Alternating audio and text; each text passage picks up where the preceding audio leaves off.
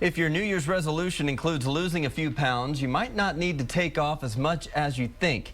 An analysis of the medical records of nearly 3 million adults finds people who are overweight or moderately obese have a slightly lower risk of death than people considered normal weight. However, people who are extremely obese face a nearly 20% increased risk of death. Joining us in studio now is Dr. Jennifer Walden. She's a cosmetic plastic surgeon from Austin. Thank you for being with us this afternoon. Thank you for having me. And you can help explain all of these findings because we spend so much time talking about diet and exercise, trying to stay healthy on the outside and on the inside.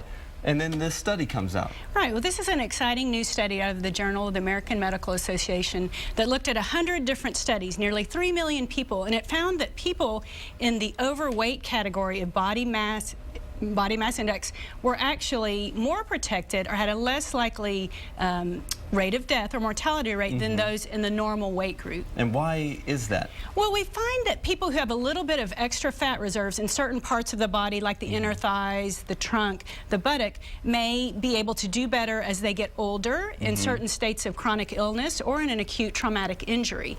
Our definitions of body mass index, which is an indicator for body fat, in the normal range, the low end of normal range is sometimes actually too thin in today's standards. Now, does that just help protect the bones, protect the organs, or is there another significance?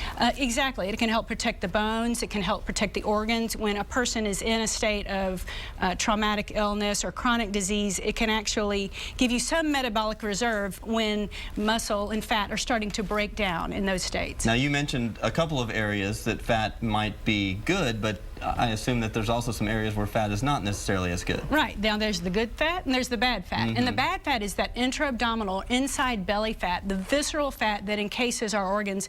And that is something that is really a danger for heart disease, for stroke, gallbladder disease.